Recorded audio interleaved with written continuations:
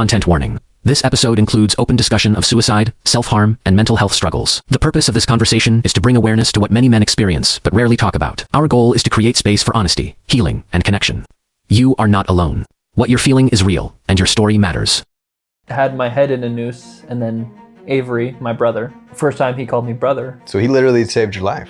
Yeah, he did. Instinctively as guys, we all do, hey, how you doing, man? I'm doing good. We all just say, I'm doing good, man. Yeah. He would always follow up with, how are you really doing? Me and depression is like a long distance relationship. We won't always talk every day. It'll still be there. Right. But what really changed my mind was being a dad with kids. I watch way more Disney and Pixar movies than anything else. The Pixar movie Inside Out, sadness is such an important part of our emotions. Like we need that sadness. Like sadness is sometimes what helps us heal. I was looking up suicide, more men over women. Especially this year, 2025. I called her and I noticed everything was off. The bathtub was filled up. Takes a step into the bathtub and it goes across the throat. And once I saw that, that was rock bottom. Because I know it's important to you and it's important to me. Music as medicine is such a powerful, at least beautiful. For me. Like you're a young man, man. You're like, I'm only 24. You're 24 years old. I'm not even at the start of life. Right, yeah, trust me, I'm at 40 and I feel like I just barely started to figure shit out. Because there might be someone out there that maybe is feeling like that. They're not good enough or they're weird. What would you say to that person? Everyone has a purpose. Brody Shields, welcome to Happy Hour with Hatchman, the non-alcoholic version today. Even though my mug says work hard, drink whiskey. Exactly. We're gonna drink coffee today. It's a little bit more appropriate this time of day. Still a happy hour. Happy hour can mean all kinds of things. Exactly. I've kind of switched it up recently in this last little bit with, the type of content we've been putting out and, kind of what people need to hear. And you've been such an amazing person for me to help me figure this whole men's mental health thing out, right? Mm-hmm. Men don't talk about their mental health and definitely don't take care of their mental health very well.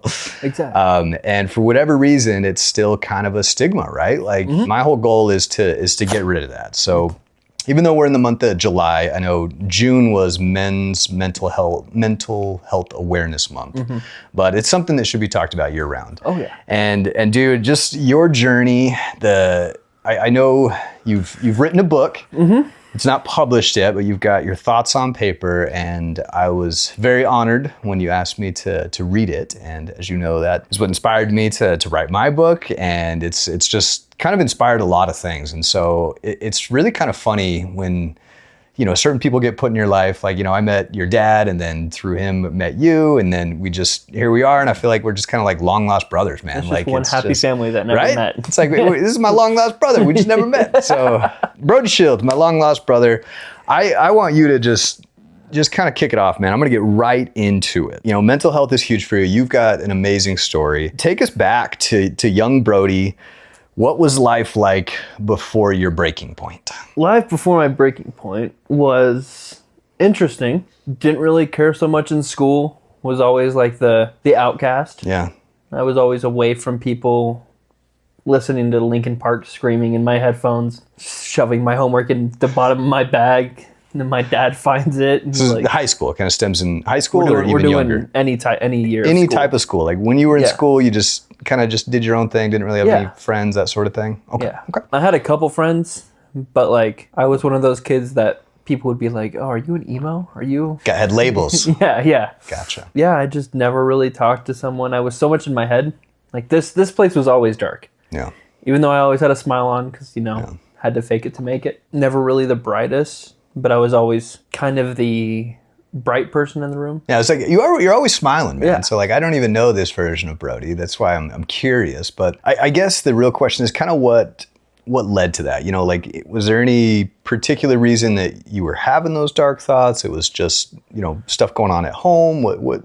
I got you. Yeah, my parents divorced when I was 6. Okay. Of course, I was the youngest one. So my head was always like, oh, you're too crazy. You're the only boy. They only wish for a girl. And my head was just saying all these crappy things to me. So even in your own family, you just felt out of place for whatever reason. Yeah. Even though my dad raised me on mixed martial arts, which Yeah. I love that. Oh yeah, absolutely. Met UFC fighters, trained with them. My body doesn't look like it, but I can still kick some ass. Dude, I guarantee you could whoop my ass. Like, I know nothing about that stuff. So Yeah, I just felt out of place. Suicidal attempts, thoughts, just not the happiest person. I'm sorry you had to go through that first off, man. It's just, but you know, I think there's a lot of people that deal with that, right? Like they feel like they don't fit in, like they're the weird one. They don't really know how to act. And so there can be all kinds of excuses as to why we feel that way. And so let's, you know, not to get too dark here, but you know, you can crawl in, man. You can. Those suicide attempts, man, like what you would essentially hit a point where you're like, I don't want to be here anymore, or I guess explain that, like the thought process in your head, if it's okay. Like no, again, you're good. You dig that shovel, man. I'm here. I know. For it. Like I said, I'm not trying. It's to help people. To help people. It was just that too many voices in the head. I just wanted it to be and quiet. I just wanted my brain to be quiet. I didn't want to feel that way anymore. So like it says in my book, I had my head in a noose, and then Avery, my brother, which stepbrother, but I don't see him as a stepbrother anymore. First time he called me brother was that was another reason why for me. Yeah. Kept you going? Took my head out of the noose, yeah. Wow. So he literally saved your life. I mean, he did. He walked in on you trying to he walked to end it all, and he called you brother. Exactly. Words of power, man. Exactly. Like it's just those little things. So all right. So God obviously didn't do it. Yeah. Obviously, right? Awesome, and thank God. I think it all stems to we have to live our own best life and find out what happiness is for us. And so you know you hit those dark moments, wanted to end it all, even tried. Luckily, a person, your brother, stepped in and was able to keep you moving forward. But that doesn't always, you know, that doesn't immediately. Well, and I could be wrong. Was there like an immediate shift for you as far as like changing your life from there, or what I guess what did that look like from that point? The change that didn't really change my life. Okay. That just made me not want to in the moment commit. Okay. But are you asking me like what changed my mindset? Yeah, I guess what was the kicker for the mindset change to realize I have a life to live and I want to live my life? You said it right there. I just want to live. You just want to live. Yeah, I'm always going to have depression. Of course.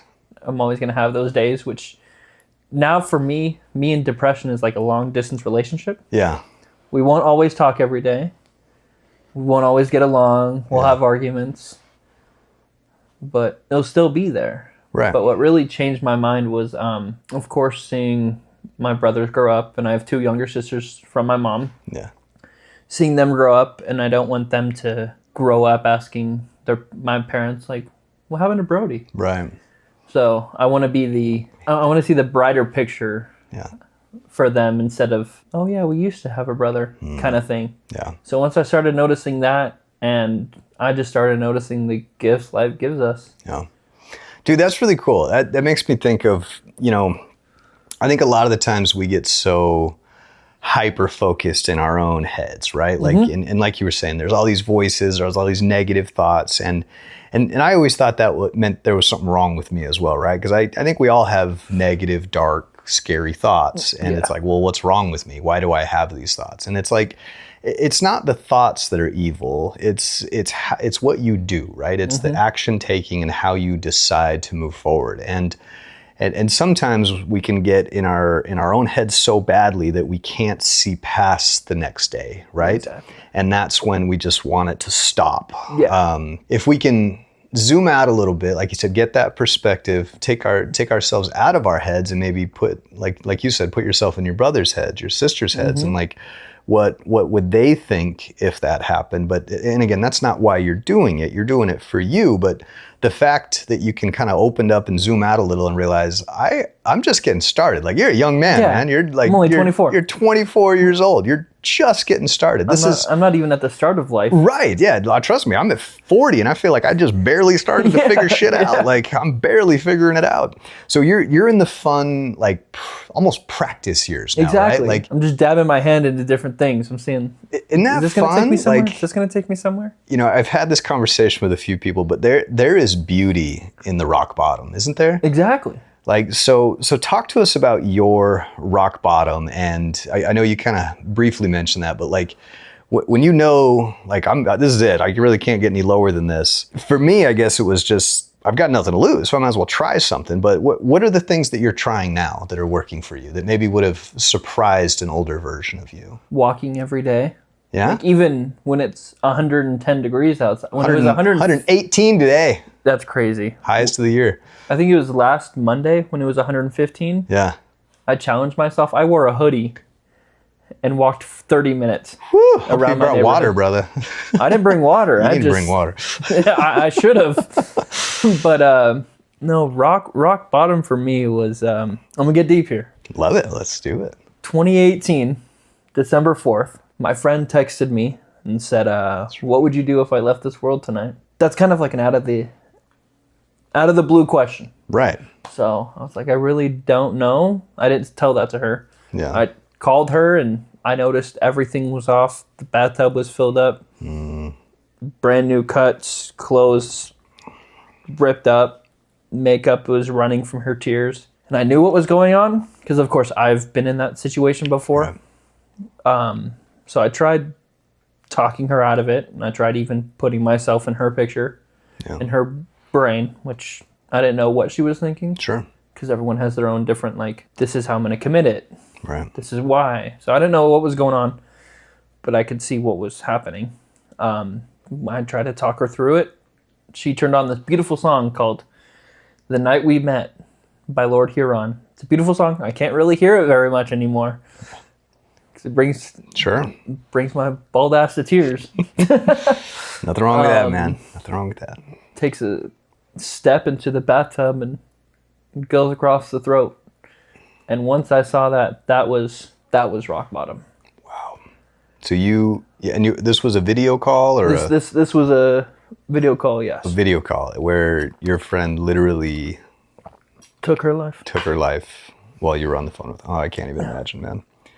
That's just. And then after that, my dumbass stayed on the phone for 5 minutes, staring, trying to figure out what the fuck just happened. Sure. I can't even imagine the emotions and thoughts like, what the fuck just happened? Yeah. Like, I'm so sorry you had to witness that and see that. And then I had to go through her Facebook account to find her mom. And then I called her mom on Messenger. I was like, hey, just letting you know, your daughter's body is in your master bathroom. Wow. And of course, just like the question she asked me, her mom's like, are you kidding? What the fuck are you telling me right now? Right. And then I just busted out in tears because then that's when I told myself she's actually gone. And I'm like, yeah, your daughter is not alive in your bathroom. Wow. Then I hung up. Well, she hung up, and then I probably only got like 2 hours of sleep that night. Cause when you cry yourself so much, you eventually get tired and you pass out. Right. That's the only way that I got sleep that night. I'm so sorry. What a scary thing to witness, man. I'm sure that's just got to be extremely difficult to, it's never going to leave your head, right? It's an image that's. I still have sometimes nightmares. Wow. Where I'm not video calling her, I'm in the bathroom and she's doing it. Wow. Or I'll get dreams where like I can hear her voice. Yeah.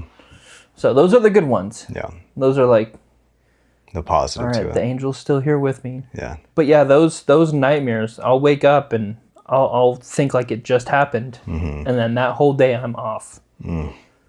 And that's it, man. We don't talk about emotions a ton as men, right? Like emotions are something you shove down and we don't talk about. But like we are emotional individuals. We're emotional beings. Like, the sadness, the pain, especially something like that, a traumatic thing that you had to witness, like you're kind of feeling all the emotions at once. And so, I think that's what can trigger us to finally like start crying, because it's like our body's in this fight or flight mode because so much is happening and we don't know how to handle it, and we haven't been given the tools or been taught on what to do or how to feel these things. And so how do you handle all of that? So that night after her mom hung up on me, I couldn't scream because at that same time I was taking care of my grandma, helping my uncle with my grandma because she had a stroke. Yeah. So I was in her house taking care of her with my uncle every day. Had to take care of my mental health now after what happened. And then my uncle was like, shut the fuck up, go to sleep. Wow. And then in the morning, I'm like, this is what happened. And he's like, I'm sorry for yelling at you. Sure. No, and that's it. Like, that was always the response, right? Suck it up, get over it. Like, put some dirt on it. it's all from cavemen. Yeah. Because we've always been, ever since even like in the 1900s as well, you always see the men taking care of the house. Right. Not taking care of the house, but paying for it, doing the jobs, right. Getting the money, being the financial supporter. The provider. Yes. Yeah. So we have to suck it up, fuck our feelings, get back to work. Well, that's the old way of the thought process. That's the old way. It's the old way. I was looking up information last month about suicide. Yeah. More men over women. It is, especially this year, 2025. Let's pull the stat up, man, while we have it here. While you're doing that, your question earlier, how do I maintain myself while all these feelings are coming in? How do you feel them all and just... I don't try to really focus on them unless they're the good emotions, like the happiness, the laughter, the joyful side. But we do feel the negative emotions. We do. Yeah. I just kind of take a step back, see where my brain is leading me to, and then I'm like, all right, you're still going to be up here. Right. I'm still going to talk to you, but I need to do something. I think we, because we, again, the older generation, we kind of get taught like, and again, I'm 40 years old. I'm a little even older than you. This is good though. The quicker this younger generation can figure this out, that like we feel what we feel, and there's not a right emotion or a wrong emotion, mm-hmm. right? Like I feel that a lot, like especially when I'm angry or frustrated or whatever it is, right? Like we're feeling it for a reason, and so this is one thing that's helped me. I don't know if you probably do a version of this already, but if you can just close your eyes for a minute and just truly allow yourself to feel what you're feeling, mm-hmm. and just feel it, right? Like even, like you said, you couldn't scream out loud, but I've been reading a really interesting book that talks about how visualization in your mind is just as effective, if not more effective, than actually doing the thing. Mm. So for an example, they did a study of, they took some people that were not very good at shooting free throws in basketball, right? And they had one group where they just practice all day long. And then they had another group that just visualized practicing. And then they brought them back to see how their report was. And then they had a third group that didn't practice or visualize, right? Like and so obviously the first group that didn't do anything, they stayed the same. They had zero improvement. The group that practiced all week long saw 43% improvement overall within this group of 20 people by practicing daily, right? And then the very interesting one was those that visualized it had a 42% increase. So just 1% less than actually doing it. Wow. Isn't that fascinating? That's crazy. So our mind literally can't tell the difference sometimes between our imagination and what we're actually doing. Mm-hmm. And so when we have those thoughts, that's when we can take those thoughts and they can turn into action. But those negative ones, so you couldn't scream out loud because you're taking care mm-hmm. of your parents, but in your head, you can just scream, right? Like you can scream and visualize yourself just absolutely doing it. Mm-hmm. And because we're not always in a place where we can do that, right? Like we might be at work, we might be at school, we might be in the car. I scream in the car all the time, but it's because the music. Well, I was going to say, your music, you can't really hear yourself speak. If we just truly allow ourselves to sit there and feel it mm-hmm. and know that it's not bad or wrong, or there's nothing wrong with us, like we're just feeling it. And you can even try to pinpoint why. Like, why am I feeling this way? What caused me to do this? And I mean, pretty obvious in some situations, but sometimes when we're just like, have you ever had panic attacks? Mm-hmm. You're just randomly, I've just experienced my first one in the past few months, like literally in my life. How was that? It scared the shit out of me. I thought I was dying. I literally scheduled a doctor's appointment and thought that there was something wrong with me. And because I've never had one before and I didn't know how to handle it. So for someone who's had panic attacks, like how do you deal with that? Like what's going on in your head and how do you move past those? Because I think there's a lot of people that have that and they just don't know what to do. I just find somewhere calm. Okay. Because a lot of people, when they're having the panic attacks, which I've seen from my friends, they're moving around. Yeah. They're having a conversation with someone, and then that person says something, and then click, or whatever it is. Whenever I'm having one, I just find somewhere calm, try to focus on my breathing instead of my mind. Yeah. And focus on my body, focus on what's around me. Oh, I'm in a safe place. I'm in my room. We're good. For me, it's just breathing. Breathing. I just slow down my rate of breath, because as you're having the panic attack, you're like... Yeah. You're sucking in air. It's just, and there's a science behind that, which is fascinating, because I have to have like a reason, like, okay, why though? Like, I question everything in life. And so, but it's fascinating because I talk with a lot of people and they don't always know why, but they all say the same things. So breath work is one of the constant things that comes up with those. Mm-hmm. It's like, it's almost like a reset for your body, right? So because we're doing so many things, and our unconscious part of our brain is literally just doing stuff all day long, right? Like you're not having to remind yourself to breathe in and out, to put your arm up, to like the little movements that we do. Like this, I'm not telling myself. We're not like consciously making those decisions. It's just part of what we do, right? Mm-hmm.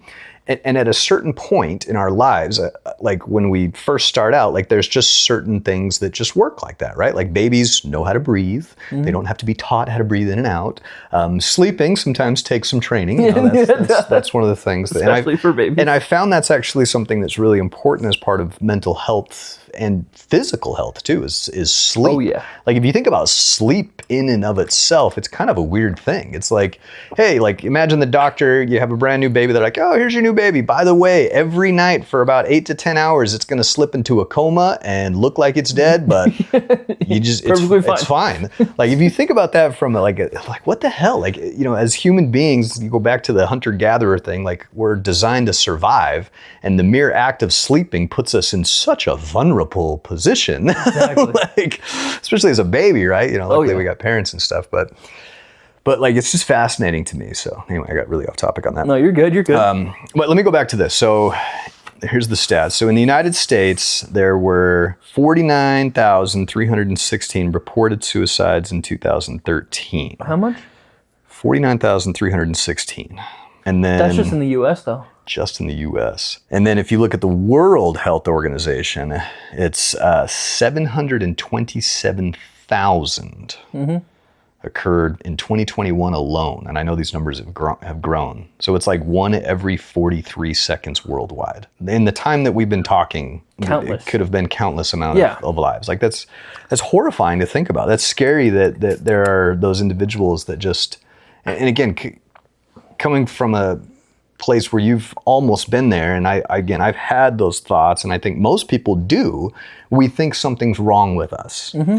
But if we look at it and the rate keeps growing, this is clearly something that's affecting a lot of people, like lots of people. And the really interesting one is it's with these suicides, it's a 2-to-1 ratio, men to women. So twice as many men are unfortunately just calling it. And because we're told because again, we were told to fuck our emotions, and that we're wrong for feeling what we're feeling. So let's just get it out of the way, man. Like whatever someone's feeling, like men, whatever, like even women, but your thoughts are your thoughts. Exactly. They're not bad. It's what you do with those thoughts that matters. And I think the one thing that COVID taught us, with having to be isolated and in our homes and not being able to go out, you know, we need people in our lives. Like as much as this is going to be virtual, and that's why I honestly hate virtual podcasts. Like I was like, anytime we can, it's different. There's an energy being here as opposed to both of us being behind a camera doing it in a remote location. Like that's why yesterday I was making sure we're doing it it's here. Like, no, this has to be in person, especially with talks like this, because there's an unseen power. Like and this is hard from someone who's analytical, right? Like I'm a very analytical person. Stuff has to make sense. So it's like, how can something that we can't see or touch or quantify, but it's real. Like, and emotions are kind of one of those things, right? Like we can't really quantify an emotion, or you can identify maybe the origin of why you're feeling that way, but a feeling is a feeling. And so I've always just found that so interesting because, especially from like a faith standpoint, like a higher power, a God, an energy, whatever you want to call it. Like, to me, for the longest time, I was like, nah, there's nothing out there. Like, when we die, we die. That's it. Like, this is our life. We're done. Exactly. And I really did think that way for a long time. And it didn't make me want to, end it all. I mean, I had moments where I'm like, well, if this is it, I might as well just end it. It won't matter anyway. But there is something that we can't touch or see, but that is real. And I feel, and I see it in other human beings, in other people, and in animals sometimes. Like, there is this soul that we have that is a part of us, and we're really just all souls operating our physical bodies. And so if we can think about it like that each little soul inside of our biological bodies, man, these little mechanisms that we're controlling, it changes things, because then it means that there is something more powerful that has to organize all of this. At least that's what makes sense to me. And when I find that I just allow myself to believe that, and again, I could be wrong. I never assume that I know what I'm talking about. Like, this is what makes sense for me. And when I tend to follow those, you can call them promptings, you can call them whatever you want, like those gut feelings, something good always comes out of it. Exactly. And even though it makes no sense, like sometimes I'll be like, I don't know why I should do this, but I'm gonna do it anyway. Exactly. And I think it's just more of that. It's trusting our own selves that we know what's best for us. And dude, you're such a good example of that. And I was about to say, I'm so glad I stuck it through those early days, even though those battles were hard. Just since you started opening up and talking about this story, which I know was scary for you. Like, it was hard. When I first started writing my story, it was January, what does it say in the book? 26, I think. I just put the notebook down, put the pen on it, and I was like, you know what? See where it goes, flipped it open, wrote my name on it, and I was like, fuck it. Well, that's what I wanted to ask. Story about Brody. What made you decide to start writing stories about you? Did you have anyone in particular that you were writing it for? Was it just for you? No, it was just for me. It was for you. I told myself it's about damn time to get my feelings on a book. Tell people, in my mind, what I went through. Yeah. Not really outside the picture, because I just had a wake-up call with my sister. Oh, man. My sister came over and she said, what the fuck are you doing? Yeah, I was so focusing on myself that I was kind of drawing myself away from the family. So my sister's like, this isn't you. So I was so locked in on the book, so locked in on my emotions. My family noticed it. And then I just talked to my mom after that wake-up call, and she's like, yeah, thank God you have an older sister, because you would not have taken her words. There's all kinds of people out there, friends, family, and I really believe that now, because sometimes I don't know why I'm doing stuff, but I just do it, and then I'll find someone, or I'll meet someone, or something will happen, and one relationship, meeting one person, can change the trajectory of your life, like one way or the other.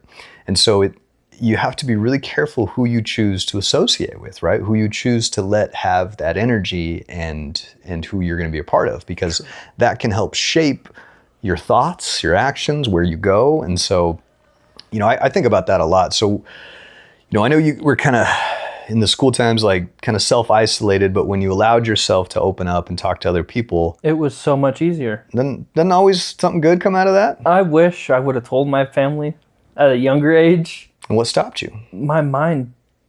It was my mind saying, oh, they won't believe you. Your dad's too busy with work. This was when we lived in Walla Walla. He was managing bars. Yeah. So he wasn't home much, which, yeah, he was. But during dinner time or afternoons, mornings or nights, whenever he was scheduled. Yeah. It was just my brain saying, oh, he's not there. He's more focused on work. And then kind of like a son to a mom, I didn't want to have her worrying about her only son. Yeah. Being like, what the fuck did I do? Did I do anything? Yeah. So it was just my mind saying, shut up. You're the only one that's going to talk to me, and I'm the only one that's going to talk to you. Yeah, that's sad, man. Because I think a lot of people, and I know I personally have done that. Like we all think that our problems are just our problems, and no one needs to hear about them. And just, I don't want to be a burden on people. And I know I've had those thoughts as far as like, this is my issue. I don't need to tell anyone about it because it's my problem and I'll just deal with it myself. Exactly.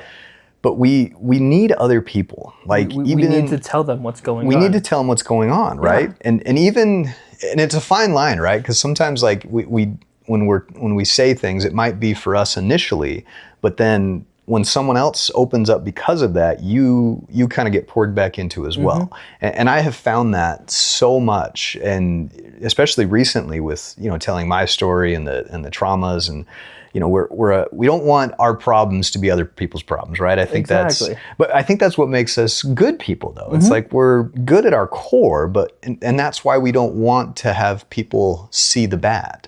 But it's like we all have those. We all have those thoughts. We all have those feelings.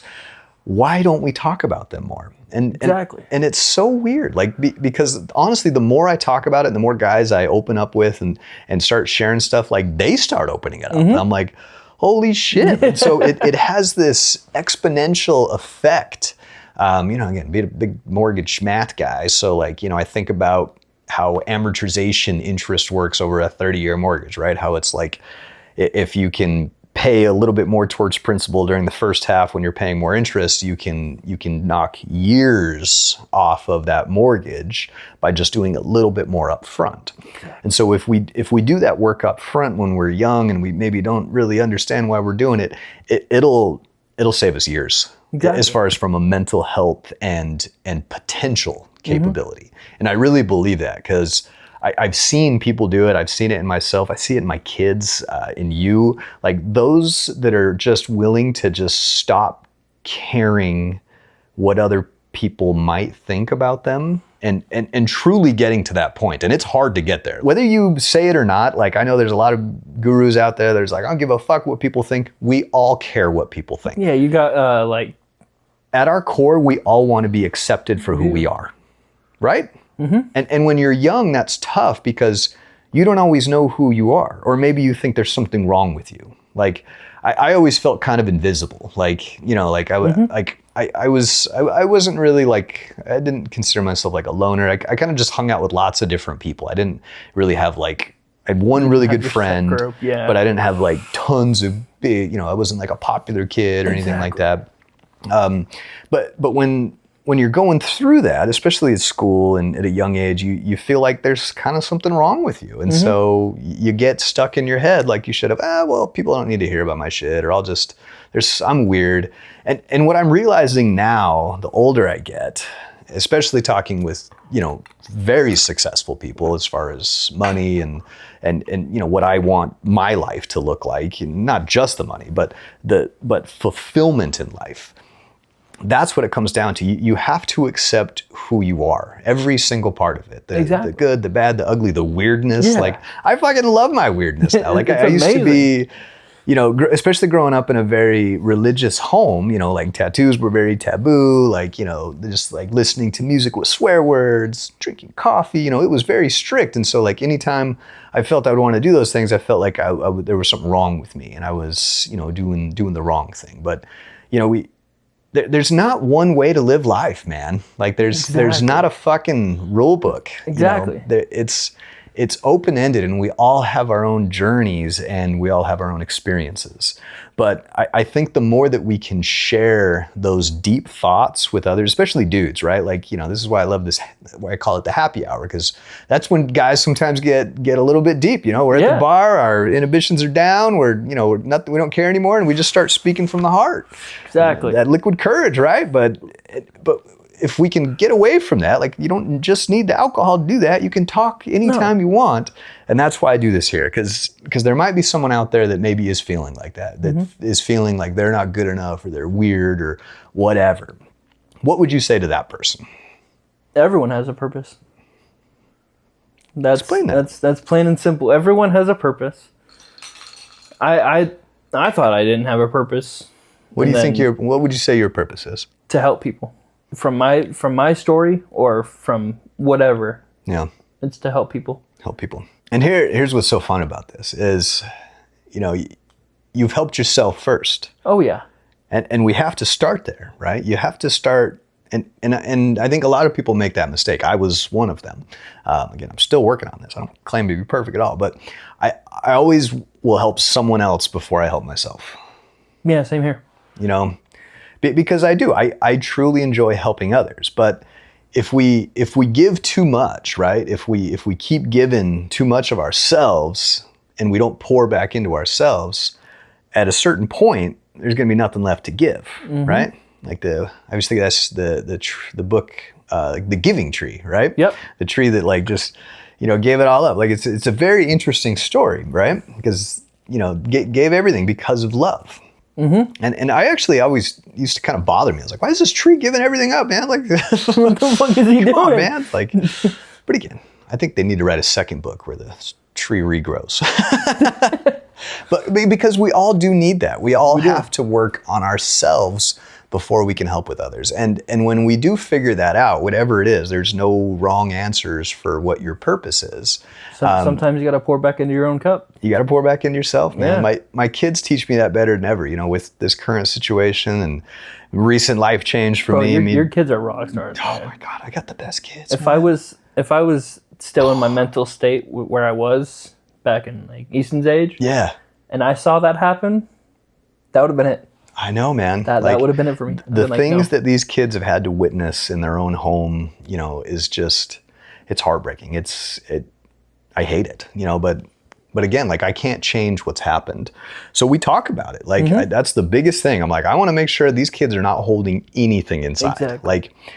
This needs to be a safe space where they can tell me whatever they want, their deepest fears, right? And especially in, a kid-parent relationship, right? Like I hid so much of myself from my parents for so long, like literally like into my 30s, like, before I was finally able to admit certain things. And it's scary, right? Because you have this mental picture going on of the second I say this, they're going to hate me, or they're going to be disappointed, or they're going to disown me, or they're not going to love me as much.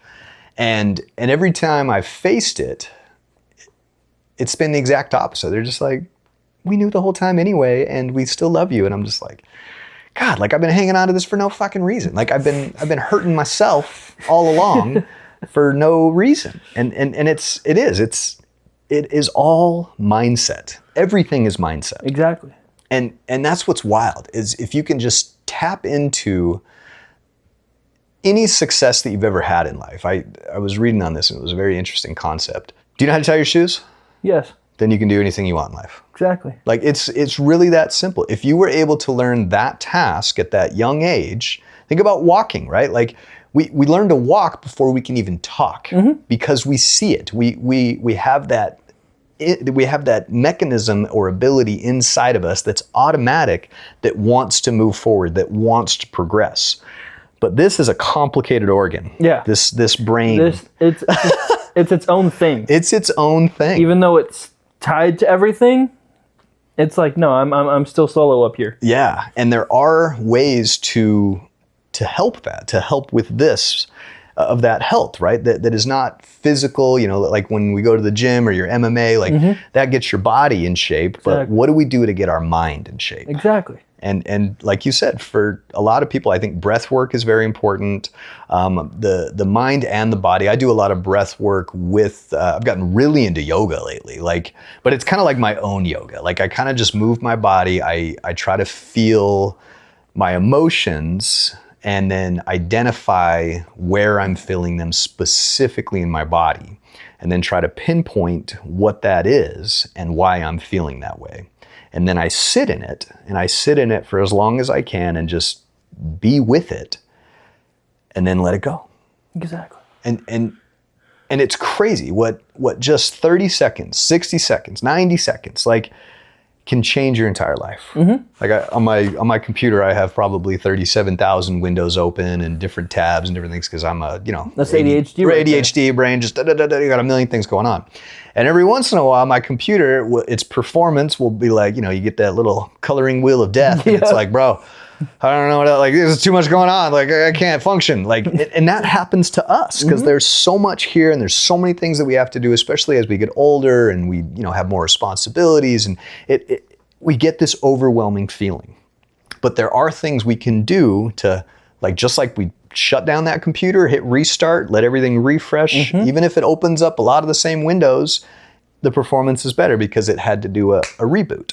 And we can do that for our brains and our bodies in lots of different ways. So that, again, that's what works for me, but I'd love to hear what your resets are. What's my resets are, give me a quick reset and then a hard reset. As I'm training to go into the Army right now, I'm not working, so I'm helping around the house. Okay.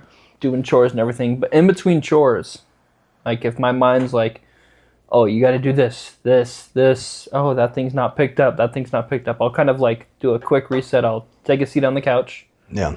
Look at what's the bigger thing I have to get done first, because the longer projects are the ones you should get to first. Interesting. You take on the bigger project, the ones that are going to take the longest, do those first. Okay. So like when I have to clean the pool, which it's not really getting cleaned right now. It's fine. It's fine. I just sit on the couch, deep breaths. I'll play like a 5 Finger Death Punch song or something for me, because rock is my yoga for my brain. It's soothing. But a hard reset is I have to go into my room, shut my door, and just sit down on my chair and be like, okay. And how long do you typically do that for? Or does it depend? 30 minutes to an hour. Wow. Or if not more. And how do you feel after that 30 minutes or an hour? Amazing. Isn't that crazy? Amazing. It's so wild to me. Because did anything change? No. Did you have less responsibilities after that hour? No, you still got the same Right? shit You still have the going on. same shit, but you feel better. Yeah. Why? It's the brain having time to relax and not having to focus on so much things.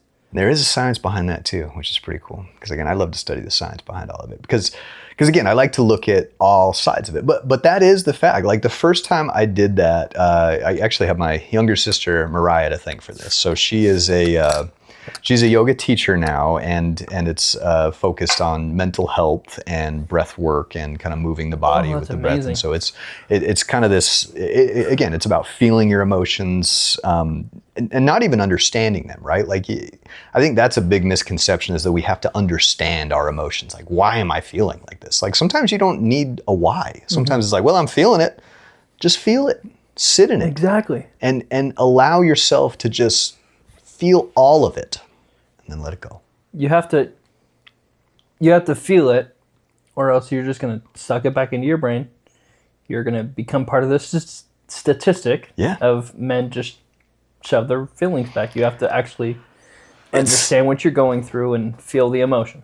You know, I love these Pixar, you know, being a dad with kids, I watch way more Disney and Pixar movies than anything else now, but they're amazing. Like, so the Pixar movie Inside Out explains that concept so clearly, like for me and for the kids. So it's like, you know, we all have these emotions, right? And so in the first movie, it was like everyone was trying to kick out sadness. No, we don't need sadness. Get out of here. Like, but sadness is such an important part of our body, of our emotions. Like, we need that sadness. Like, sadness is sometimes what helps us heal. And even anger. Like, we have all of these emotions for a reason. And my favorite one is in the second one, when, you know, anxiety comes in and you've got all these, you know, as you get older, the emotions become more complex. There's other ones, they're together. Like, you know, and so it's not just you're feeling happy or sad. It's like, it's a combination of happy and sad or whatever. And the other one I liked was when they were like, oh, well, we had a bad memory or these bad things happen. We'll just shove those to the back of the mind. Those don't exist. Like, we'll get rid of that. And then eventually it piles up and it becomes a much bigger problem, to where, again, it literally, you know, anxiety took over the brain and kicked out all these other emotions. And that happens to so many people. That anxiety attack that I had, like, it was so fucking scary. And that's what it was. It was like, dude, like, I'm just completely overwhelmed because I haven't accepted the fact that all this shit is happening to me, and I'm just trying to push it off to the side and keep moving forward and being a strong man and showing up for my family. But if we don't face those negative emotions and the shitty things and just sit and cry, like, my kids had never seen me cry up until this year. And now it's like a sometimes two to three times a day sort of thing. And it's the relationship that we've been able to grow from that has been so much deeper. Like my daughter had a tough day yesterday. I was kind of having a tough day towards the end of it. And she just sat and cried, and she was angry. She was pissed at her brother. They got in a little fight. Yeah, I saw that, classic sibling fight. And so she's going, I hate my brother. It's like, I know you're feeling angry right now. Let's feel angry. Just get it all out. Mm-hmm. And then she just bursted out crying, and I just sat there and cried with my 10-year-old daughter. I didn't say anything helpful. I didn't say what she was feeling was wrong. I just said, sweetie, I love you so much. And I know you're feeling all of this, so let's just feel them and cry together. And we did that for like 5 minutes. And then she just gave me a big old hug and said, I love you. Let's go get some food. It's just nothing changed. She was still mad at her brother. She's hanging on to that, and they ended up talking later, which was fine. That's good. But just the ability to just know that you can be okay with whatever you're feeling. Like there's no such thing as a bad feeling. No. But you also touched on something that I wrote down in here because I know it's important to you and it's important to me, and that's music as medicine. Oh.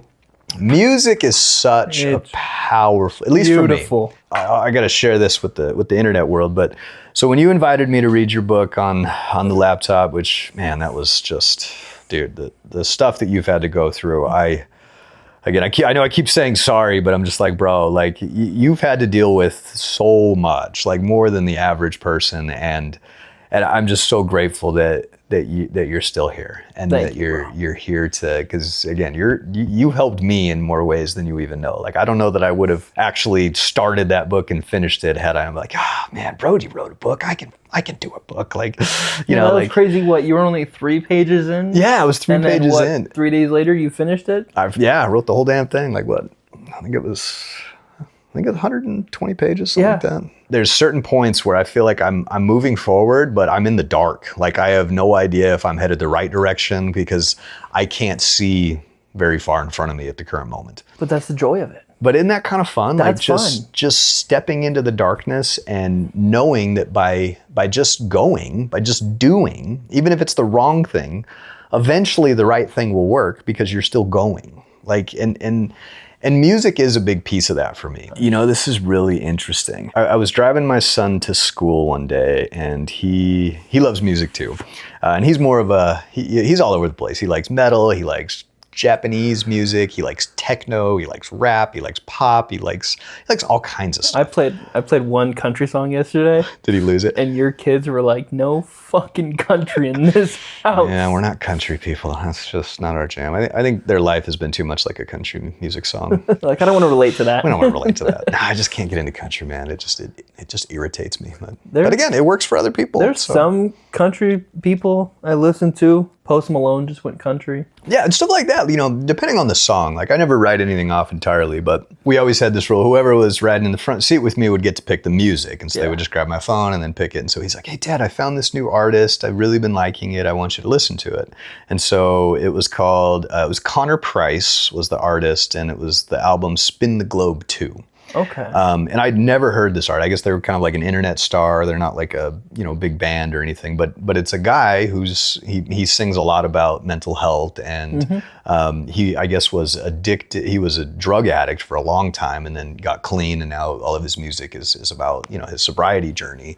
And this was obviously during the time frame when their mother was trying to figure her shit out. Yeah. And we had that big accident, and she's in rehab now, and we're figuring all that out. But that song, and he didn't even know this then, but when right after the accident, for some reason that one popped up, and the words just hit so different. Like it was, I gotta see if I can find it. My top 3 bands will always be, they're called Blue October.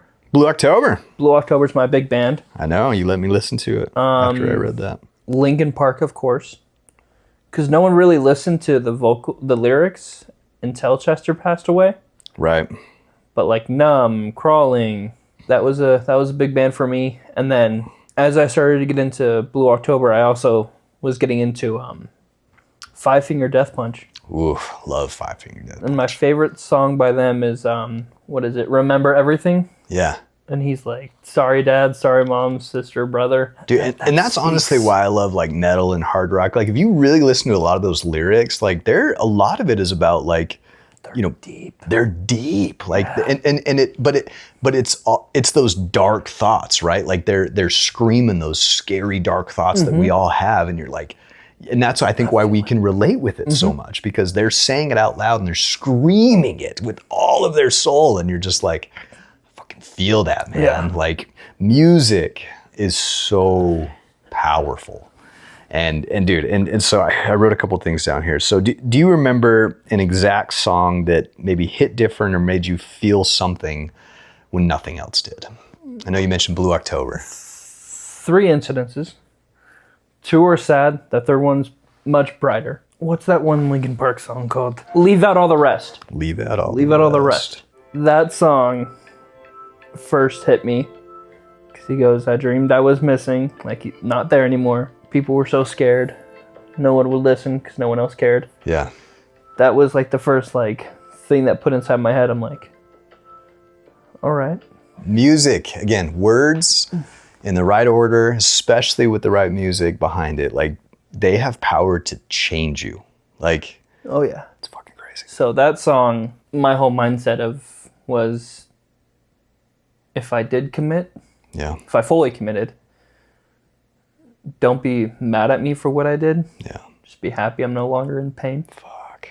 But at the same time, they're not going to be forgetting what I did. They'll be like, fuck you, so much you more did pain. this. It's a selfish act. It's very selfish. You're doing this to get away from the pain. Yeah. But then you're passing the pain to someone else. Family, friends. Exponentially. And exactly. It affects generations. It does. Right? Like it is and divorce does too. Like divorce, and that's what's so hard, like, because it can. Like it's those things that happen, those traumatic incidences that make us feel less or make us feel like our worth is less. Those can be difficult things to get past. Mm-hmm. And not everybody has the tools or the people in their lives to get past it. And so that's why I love your story so much, because there wasn't because you at the end of the day, buddy, you did it. You did it. Mm-hmm. Like obviously there's people in your life and things to do it, but it was your choice to keep going. Mm-hmm. And that is powerful. Oh, and that is like your superpower. I hope you understand. Like the fact that you were able to look a little bit deeper in the future and realize, you know what, even though this might be something that I want and this would be easy and I could just end it all right now, you knew the deeper meaning behind it and the ripple effect that it mm-hmm. could have caused. And on the flip side, because you didn't, the ripple effect of what you've been able to positively change for not only yourself, but everybody who meets you, everybody around you. Again, my 2 kids, they're just like, we love Uncle Brody. When's he coming over again? Like you're this positive light and because you're just unapologetically you now. You don't care anymore. I don't give a fuck. And you shouldn't, because Brody's fucking awesome. Like you're an awesome dude and you're just fun to be around. Thanks. You're always smiling and just, dude, I'm so happy that our lives intersected and that we are able to do this and just hang out in general, man. Exactly. Like I said, we're just long lost brothers. And it comes down to that for more people. We have to stop surviving and start living. Exactly. And that's a big difference. There's a big difference between surviving, being in survival mode and just going through the motions, and truly living. Mm-hmm. So that's my next one right there. What's to go back to the music? Yeah. My second one is, like I said earlier, Remember Everything. Yes. By Five Finger Death Punch. And then my third one, such a good song. The happy one, was called Fear by Blue October. Ooh. It's kind of about the fear and being scared to do something will tear you down and keep you isolated from things. Wow. People, communication, and you're just stuck up here. Yeah. But once you break away from that, you start noticing people and... Because fear is learned, man. We're Exactly. not born with fear. No. You ever see that where they put like a bunch of babies in like boa constrict, like Yeah. boa And then they're just constrictor playing with the snakes and they're just having fun. And the parents are all freaking out behind the glass. Yeah. Like, fear is learned. Baby's like, "Ooh, spider, nice." And that's another interesting thing, man, because one of my idols growing up, I think I've told you the story about my uncle, who's he was just a mountain of a man, like just did all kinds of cool things. He's no longer with us. He's the one who died on top of Mount Everest. That was he had a goal to climb the 7 highest peaks in the world. And he did it, but he Passed away on Everest. Yeah, passed away on Everest. So he's still there on Everest. I can't think of a better resting place for that guy. Like that's his view every day. Right? Beautiful view. Pretty sweet. But I found an old, this was back before podcasts. He was a very early adopter of the internet and YouTube, like way back in the day when it was just rolling out. He was a tech guy. He got his start. He did like a small tech startup company in Utah, which eventually got sold to Adobe for hundreds of millions of dollars. And like the dude just was crushing life. But I found this interview where there was like an intern in college that was interviewing him in his house, just like asking him some questions. So it's still on YouTube. The guy that was interviewing him asked, he's like, "What's the one piece of advice you would give your younger self?" And he really thought about it for a minute. He sat down and he was like, "Never let fear hold you back from going forward. Like, you can't let fear stop you." Fear is going to keep you in the survival mode. It does. And if you can conquer that fear or move, and it's not even conquering it, it's doing it scared. Like exactly. The being afraid part doesn't go away. You just do it anyway. Exactly. There's so much you can accomplish in life if you just do it anyway, no matter how you feel. When I was going through my weight loss journey and when I was doing 75 hard, I remember there were days when I would wake up and be like, "I do not want to fucking work out today. Like, I am so tired. I have worked all day." And, you have every excuse in the world, right? Like, I just want to quit. I don't want to do this. But how do you feel after it? Right? But when I force myself to do it, even though, like, again, not every day, most days are not going to be your personal bests, especially at the gym. Some days you're just getting through it. But when you do it and you just force yourself to do it, you always feel good. I've never regretted a workout. There was a... Ever. But I've regretted not doing them. And so if we can have that mindset of just going forward, do it tired, do it scared, do it unexperienced, you just fucking do it, there is so much joy on the other end of that. Exactly. That's it. I was listening to on one of my walks, because lately I've been listening to like Joe Rogan's podcast, or I don't listen to music on my walks. Yeah. Because if I listen to music, then I'm going to focus on my calves hurting. So I listen to like David Goggins saying, "You're just a bitch." Right? No, that guy's hardcore, man. Mike Tyson once said, discipline is doing something that you hate, but do it like you love it. Love that. Yeah. Love that. So while I'm going through my walks, I've been learning that I'm starting to love fear and pain. Yeah. So when I'm walking, my calves are starting to hurt. I'm like, good. Right? Good. And that's why I love tattoos, man. And I think heavily tattooed or people that get tattooed frequently, like, they can understand that. Because it's like, we're not only asking for pain, we're fucking paying for it. Exactly. We're paying for pain. But you learn so much about yourself by being able to sit there and let somebody take a needle and go into you for 4, 5, 6, 8, 10 hours. Like 80 hours on your body right who there? knows, man? Like, I've lost track at this point. Like, and I'm not even done yet. I'm like, I'm still getting started. But that in itself has taught me a lot about just what the body can handle. And like, it's funny because, those that get tattooed a lot, we always call it our tattoo therapy. But it really is a therapy. It really is a therapy. Like, I feel so shitty after getting tattoos physically, right? Like, I'm sore, I'm in pain, like my body's swollen, like, especially, back pieces, you get a 4-hour session done of just nothing but shading and coloring. You just like, I just want to lay down, but I can't lay down because my back hurts. Like, it's just... Yeah, when I get my back done, I'm wanting to be put under. Oh man, every time I'm like, man, I wish I would do numbing cream, but my artist won't let me, and it doesn't work for big pieces. Yeah. So I just want to get a little mask on me, put me under, 4 artists, just go. But if you force but if you just sit through it, and the more you can do it, it's again. And then it's so funny because like, oh, now I want to go back again. Like it's exactly. just, you don't want to stop. And if you can get to that point where you almost crave pain. I was asking someone about, I never understood the whole ice bath thing or like those, because first of all, I hate cold water and just cold in general. So it's beautiful. And then I was trying to understand why somebody would do that. I was like, well, what's the purpose of it? And physical. And I was listening to this guy, it's the fit to fat to fit guy. That's what I'm trying to do. Yeah, no. So he was this, he's got a cool story. It's, I feel like his last name is Manning. Something Manning. I think it's Drew Manning is his name. Okay. I think it's Drew Manning. I could be wrong, but he was this. He's got a cool story. You should look it up. He was extremely fit individual, like just one of these shredded, ripped human beings that were just like, bro, like a Chris Hemsworth, just like a monster of a man. And so he was a personal trainer, and he was training these out of shape people and fat people, and they would get mad at him. They're like, well, you don't know what it's like. You've never been fat. You don't know what we have to go through. You don't understand our cravings. You don't have to do this. Is he bald?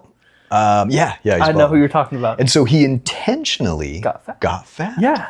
And then he did it again after he turned 40, because your body changes. And he talked about what that did to him psychologically. And he's like, I get it. He's like, you do kind of have to go through that. And that I thought was really interesting, because it's like, it's that experience, right? You can never cheat the experience. Exactly. As much as the shitty times are shitty, and the bad things that happen and the traumatic events that we have to go through, we almost need those. Exactly. Because that's what breaks us down mentally, physically, however you want to do it, so that we can rebuild, so that we can become stronger. And I was in a very different place when I first heard his talk. I was able to, it was kind of cool. It was a very closed group, a small mastermind is what it was. I paid ridiculous amount of money to go to this mastermind out in Vegas back in the day, because I was trying to get better myself, trying to find. I up until recently, I've never been able to drown out that voice that says I'm not good enough, and he, which you are.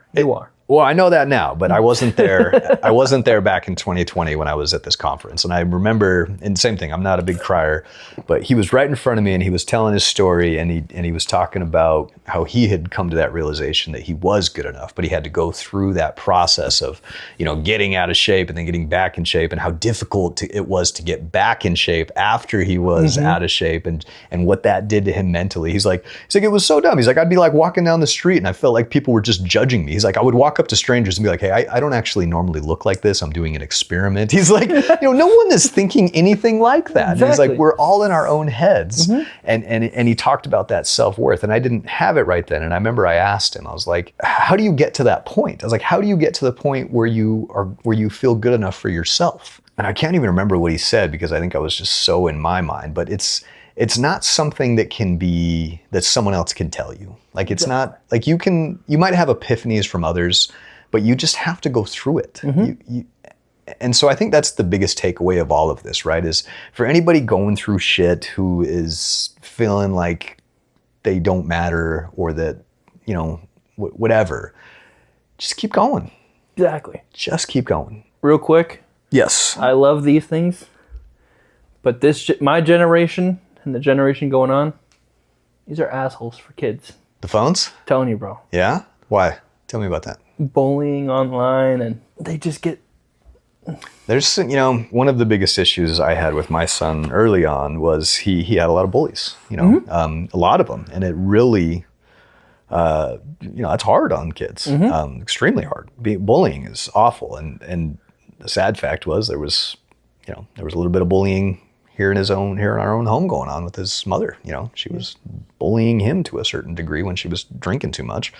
And so this poor kid, but over the last little bit, getting him to talk about it, he said something that was pretty cool. He's like, yeah, it doesn't. He's like, it used to bother me, but I know that those people are just unhappy with their own lives, so they're trying to take it out on someone else. I'm like, you figured that out already? Like, God damn it, these kids are, I'm telling you, I learn more from my kids than I do from some of the most, biggest gurus out there, man. Like, some of the shit that they say. And I think that's it, man. This younger generation, like you said, there's a lot of distractions, and they can use that power. They can use the power of the phone for bad.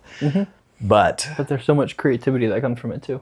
right, but isn't there so much good that can come out of it? Oh yeah.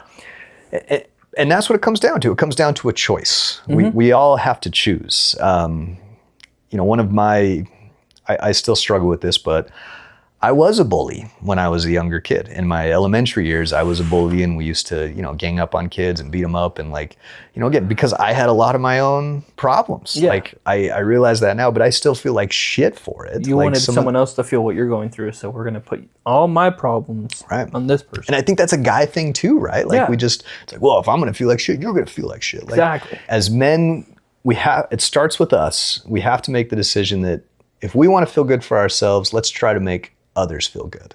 And you're fucking living proof of that, man. Because you just, like you said, you love giving more than you love getting.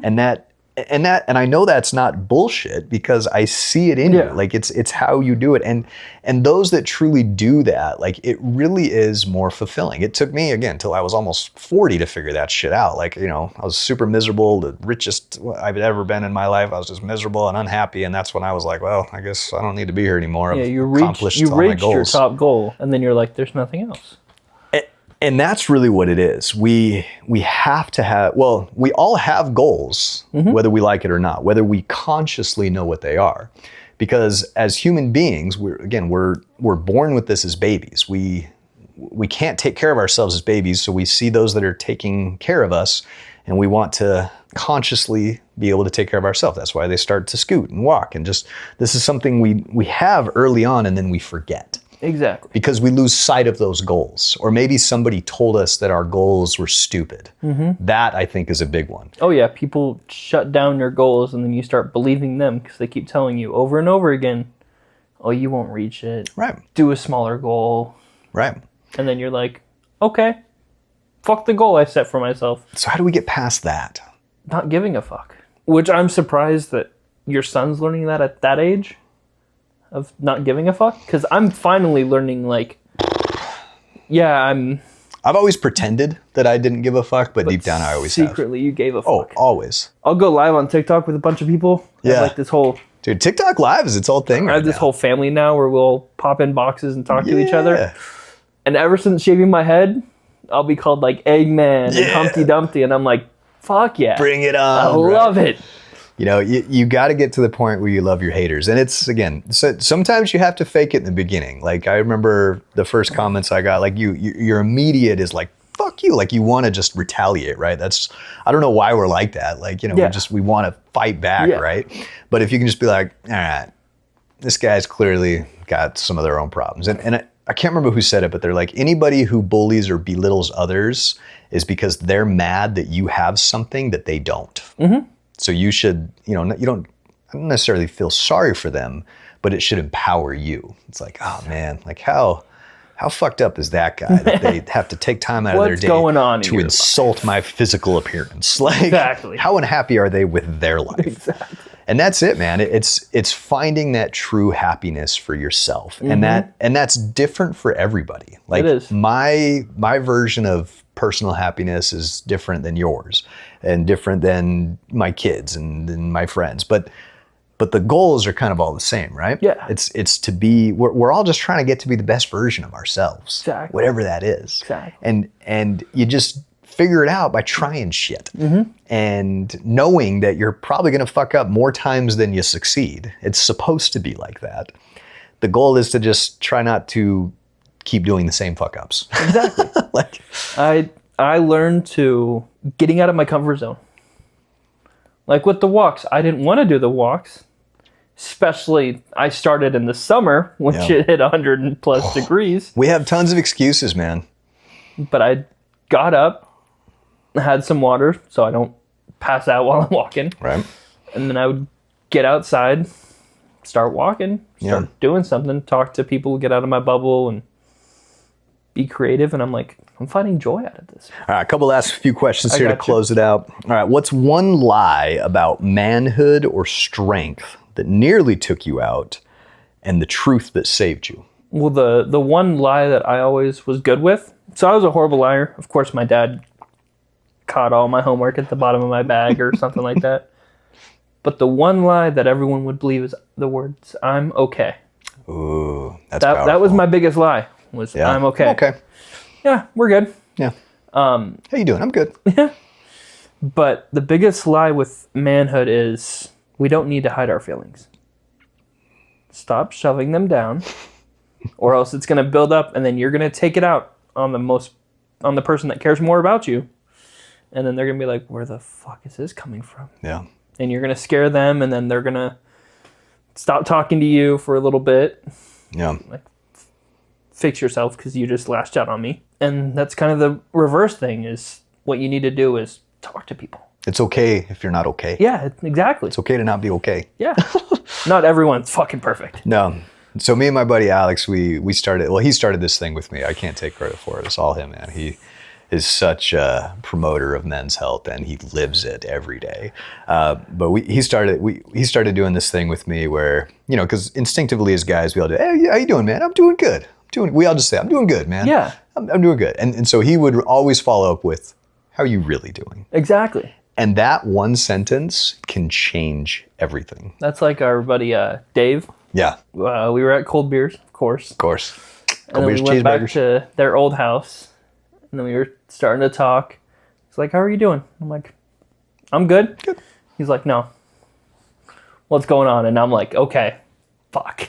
See? This is going on." So once that second question kicks in where the man knows that another man's going through something, that's where it all comes out. And we need to share that stuff. Exactly. Like you said, stop feeling bad about it. Like that whole thing of this, generational whatever that we're supposed to be men and suck it up. Like, no, we feel all the feelings. Mm-hmm. We feel them, and we need to recognize them. Exactly. And find someone that you can trust and talk about them with, because not all guys have that. No. Especially guys, right? Mm-hmm. Like, because we're told to just shut them down, be a man, rub some dirt on it. You just like the girls will go out drinking and don't be a girl, talking about their problems and their life, and then us guys will go out drinking. But of course, I'm not drinking anymore. But they'll go out drinking and be like, "Man, did you catch that football game last Sunday, man?" And you see another guy on the corner like, "Ah." We have so many distractions around us, but that's what's cool about the phones these days and social media. Like, we all have the tools now. Like we all have the power to destroy someone or bring someone up. Exactly. And it's important that you are aware of both powers. Mm-hmm. Me and my son talked about this a lot because we have something that I like to call the inner asshole, Exactly. We can be assholes. Like we know how to tear people. And my son and me, I'm really good at it when I want to be. I can tear somebody down and destroy them with my words. I know I have that ability, and I've used it, unfortunately. I know I've done that to people. I've said some really terrible things. Oh, I have too. We're humans. But how do we feel when we get done doing something like that? Exactly. We feel shit. You don't feel good, right? And that's really it. So if everyone kind of has that same thing, and we could just learn to recognize that a little bit better, that it has a better effect on you and those around you when you try to lift others up rather than tear them down. Exactly. That's how we get better together. Exactly. Because destruction is easy, right? Oh yeah. You can, have you ever demolished anything? You can destroy a house better than you can rebuild it. Right. We could I could burn this house down in a day. Exactly. Fires destroy shit like that. You can, destruction's easy. Exactly. And we do that to ourselves because it's easy. Mm-hmm. But building, it's hard. That takes more steps than just breaking. Because not only, so think about this. If this house burned completely to the ground and I had to rebuild it, you can't just start rebuilding right away. We got to clear all the shit out first. You have to clear everything out. Yeah. And so there is a part of that where we have mentally, right? Like there's shit in there that we haven't cleaned out that has to be fixed. Mm-hmm. And that's really the $1 million question is how do we do that? How do we clean that up? And you already said it, man. Like you start by talking about it. Exactly. You start by just getting it out there and letting go of it, and realizing that you're not alone and you don't have to go through this alone. Exactly. Because we're all fighting a battle, man. Mm-hmm. Everybody. Like I think about some of the shit I've had to go through in the past little bit, and I always hear, "Oh, I'm so sorry you had to go through all that and this and that." And I'm like, I'm at the point where I'm happy. I'm grateful that I had to go through all that shit, because I never would have learned what I know now had I not gone through that.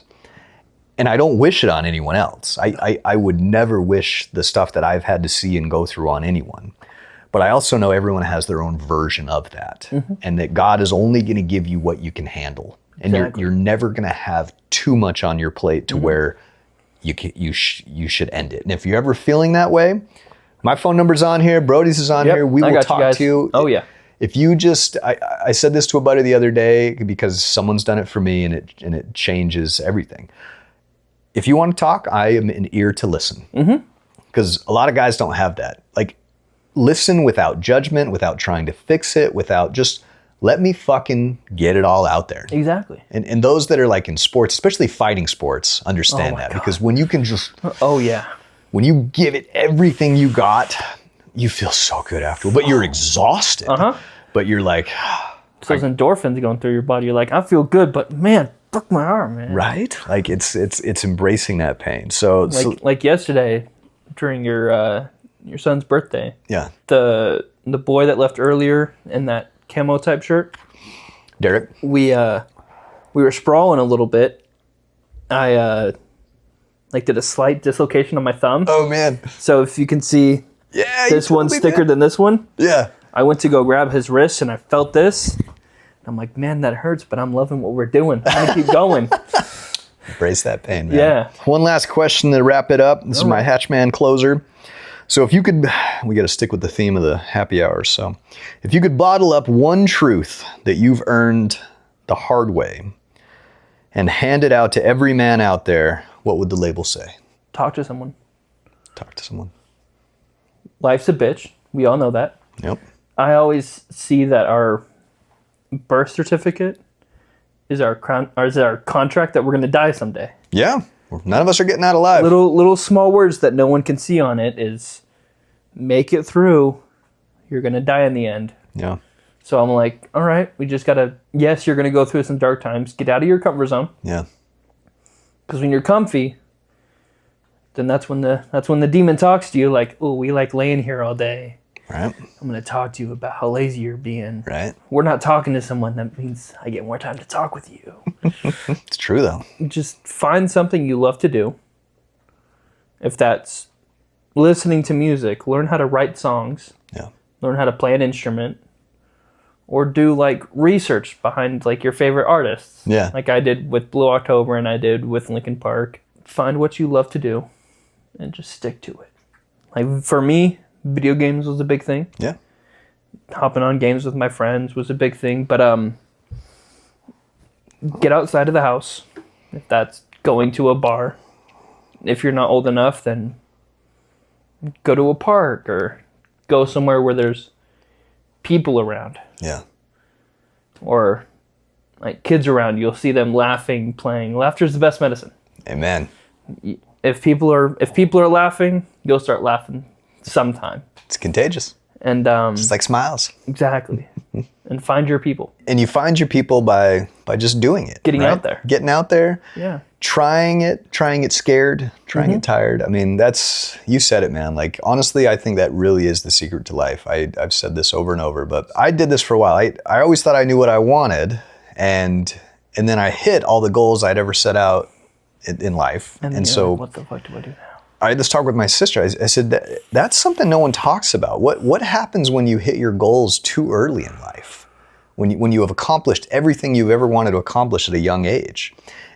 For me, it threw me into a weird little depression, and I kind of lost sight of who I was and what I wanted to do. And that's when those dark thoughts crept in, because, again, I was comfortable. I had everything I ever wanted in life. And so I lost sight of my goals. And so because I had no goal, your body and your mind, it has to go towards something. And so the goal was to die.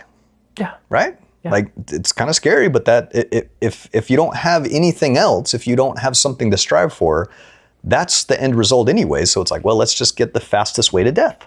That's scary. Yeah. Fucking scary. Like my long-term goal, yours was being a millionaire, right? Yep. I wanted to make $1 million in a single year. My long-term goal is helping people. Yeah. So that will never end. Lifelong. Exactly. Right? And, and I've got a lot of big goals now, but that's what it is. Giving back has really, really been like just so much better than getting. Like, I don't know how else to say it. Like, when you give back, it fills me up more than anything I could have given myself. Is when I can give something back. Exactly. Helping is great. And I think we all kind of have that. And so it's cool that you've figured that out, because there's lots of ways to do that, which is so fun. And again, you're in your fucking 20s, man. Like you can try all the things. I'm still starting. I think where a lot of people get stuck sometimes in life is they have in their head what they think they're supposed to do. And so they go after that. And as they're going after it, maybe they find they don't like it. But they're like, well, I already said I was going to do it, so I'm going to just keep going. And so you get stuck in this hamster wheel of, well, I've already started, so I got to keep going. And that's so dumb. Like, I read a quote the other day that said, just because you walked through the wrong door, doesn't mean you have to stay in the wrong room. You can walk out, man. Exactly. You can go to another door. You can try other things. And that's really it, because life is about experience. It's about trying the things. And I have one word of advice just for some parents. I know you're not there yet, but you'll get there someday. One mistake we make as parents when we're teaching our kids, especially a father to a son, we make the mistake, this is a generational thing, I've done it, I'm probably still doing it, but I'm working on it, is we're trying to give our kids or teach our kids to be who we want to be instead of letting them be who they are. And that was a big eye-opener for me. I'm like, I'm trying to give my son everything that I wanted as a kid, everything that I wanted to do, and the life that I wanted. I'm giving him that. Like, but maybe he doesn't want those same things. You're not completely letting him be him. Like, I'm not letting him be him. Like, maybe he doesn't care about those things. Exactly. And I should listen more, and I should listen to what he likes and what his goals are. And I found that if you just sit and talk to your kids, just no judgment, no nothing, just let them talk, dude, they're incredible. Like these younger kids, they know so much. Oh yeah. Like, and there's like, my son is one of the most emotionally intelligent individuals I have ever met, and he's 14. Yeah. Like, he has taught me so much. I'm like, all right, buddy, like, if you're learning this, like, I'm barely learning this stuff now, and you're already there, like, just keep going, man. Like, can you just write me a book? Right? You know, you just need to encourage them, even if it doesn't make sense, right? I always, you know, my son was really into Pokemon and video games, and I was never into those things as a kid. And it's funny because I love them now. Like, now that I'm 40, I'm barely I'm getting into video games. We're learning about the Pokemon stuff, and I'm like, this is fun. Like, and he's taught me that. But, you know, I always just thought they were like, you know, this is what nerdy kids do, or, you know, this is, you know, because I was taught that that's what you do when you're lazy, or this is, you're gonna, you know, it's gonna melt your brain. You know, it's just, you let those thoughts creep in from others that don't have any, you know, they don't belong there, because we all have our own lives. So there's a saying on the back of my shirt. It says, "Your opinion is not my reality." Amen, brother. That's it, dude. So, Brody, thank you again for just sharing all your thoughts and just continuing to be the best version of yourself every day. Man. Thanks for having me here. Dude, this has been awesome. So, you know, hopefully there's someone out there that got something out of this. We've got to do better as men. We got to talk about our feelings. It's okay. It's, you know, it doesn't make you weak. Asking for help I always thought was a huge weakness. And when I got to a point where I had to ask for help. I couldn't do it on my own, and I hated it. But by allowing others to help me has been so great. And it almost makes me want to help people more. And I think that's the whole point. So if we can just muster up that courage and ask for help when we need it, be aware of our faults, be aware of our strengths, and just keep going. Exactly. Keep trying. Embrace your fucking weirdness. Embrace who you are. At the end of the day, just be you. Because none of us are getting out alive. No. So we might as well make the best of it while we're here. Have fun, man. Right? Just live. Fucking love you, bro. Love you too, man. You're the man.